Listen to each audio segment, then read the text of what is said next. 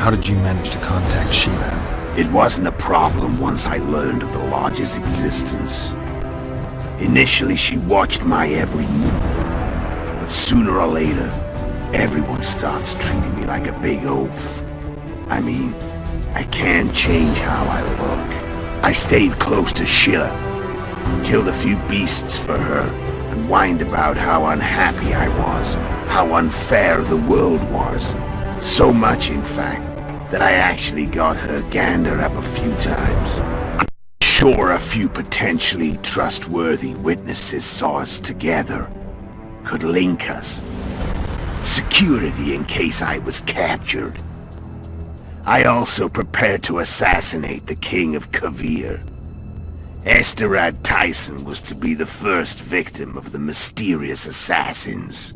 But before I could do the dirty deed, Sheila asked me to slay Demavend. The gods had smiled upon me. I couldn't believe my luck. Here I'd been trying to figure out how to frame Sheila, and now all I needed was to carry out her orders and follow through.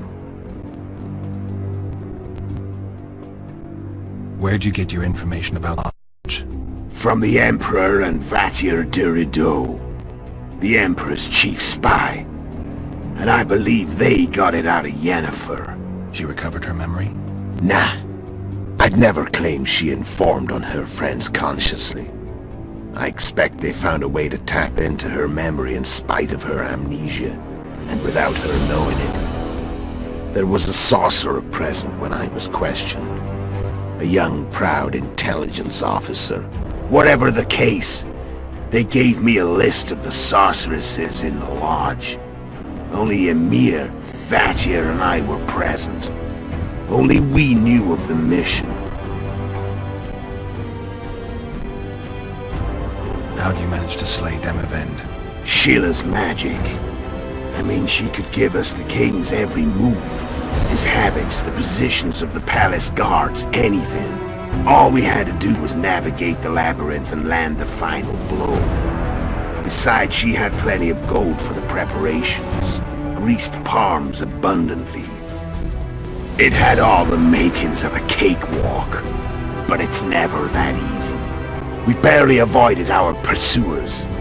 And we wouldn't have if not for Yorveth's Scoia'tael, another of Sheila's ideas. With Yorveth's elves, not only did we cut down Demavend, but traveling with them put us out of the Lodge's reach. We could calmly plan Foltest and cancel assassinations. How did you know Foltest would come to the monastery's solar? Yorveth and I planned Foltest's murder. The King of Temeria would have to deal with the Lavalette sooner or later, and he made no secret of it. I was sure he'd want to recover his bastard children in the process. And where do they take the children when a castle's under siege? I had to become a monk, but I couldn't just arrive at the monastery and claim I'd seen the light. Not very believable. So one of Arion's patrols out in the forests happened on a Scoia'tael unit torturing a helpless monk. Arion's brave men drove off the elves and I found shelter in the monastery. No one noticed you had no wounds?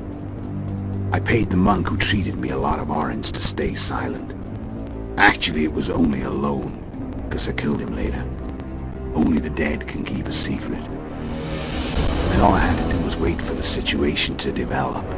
When I saw you enter the chamber with Foltest, I failed. You failed to recognize an old friend.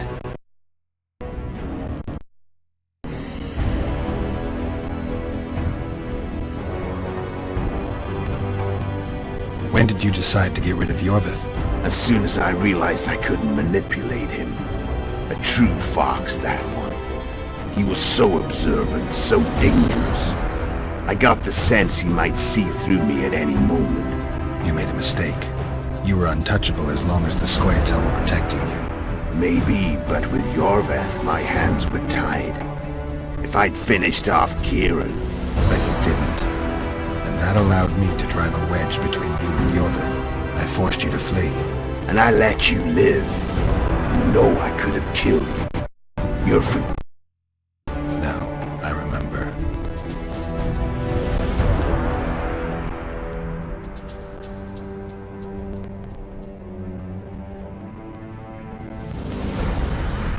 So Sheila was looking for you when she came to Flotsam. Mm-hmm. She thought she was still in control and wanted to get rid of me. I'd bet my eyes that she thought I'd lost my mind, or that Yorveth was manipulating me. And the North descended deeper into chaos. Exactly. There was just one problem. You. I could have killed you in the Elven ruins. Thing is, you weren't really my enemy.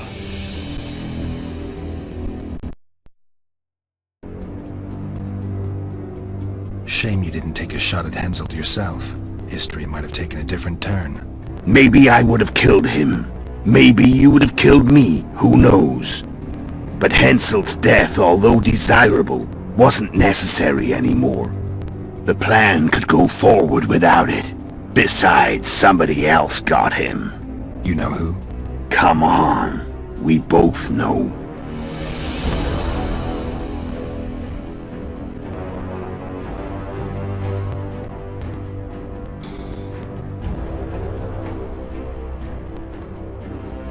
I'm done talking. Let's finish this. Wanna fight? Any vodka left in that bottle? A swig apiece. Here.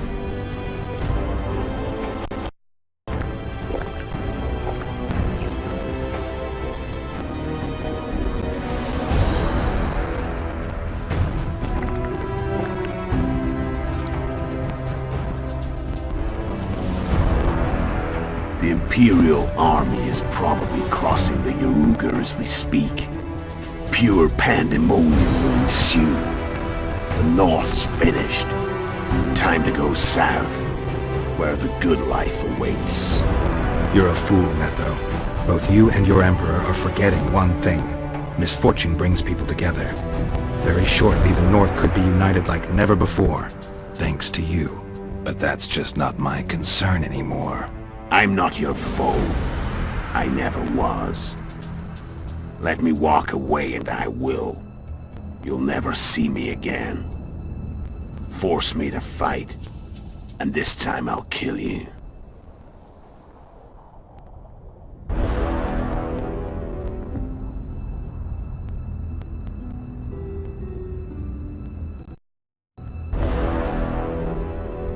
I've learned all I wanted to know.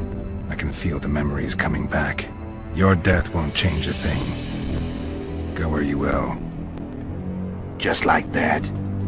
No threats. No words of wisdom. You going or not? Farewell, Geralt.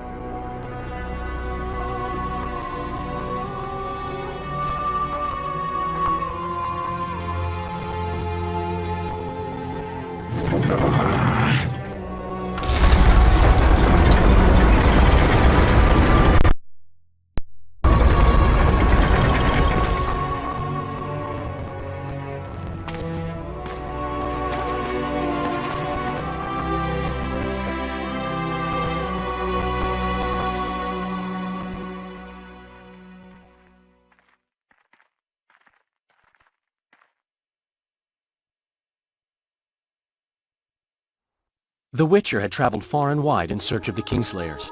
In Flotsam, he slew Bernard Laredo, but few mourned for the Commandant. Flotsam remained Temerian, while command of the garrison and town went to a Vizima noble, a sworn enemy of Kedwen and an avid angler.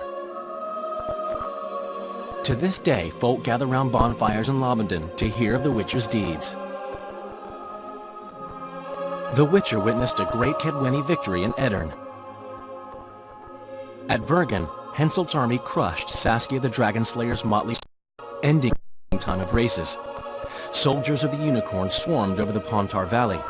As it had before, powerful Kedwen swallowed Upper Edirn whole. Yet subsequent events would render Henselt's triumph short-lived. With Foltest slain, Temeria's barons began to vie for the throne.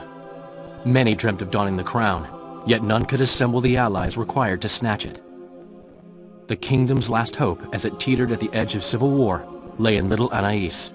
Natalis was named regent and ruled the land, yet the girl was the living symbol of the realm's salvaged unity. A tempest descended on the north, at least partly the work of manipulative mages. It seemed the turmoil in Temeria, Edirn, and Kedwen would benefit them most. Common folk turned against sorceresses and all magic freaks, witchers included. Castles that had hitherto welcomed mavens of the magic arts now shut their gates to any who sought shelter there. A witch hunt ensued.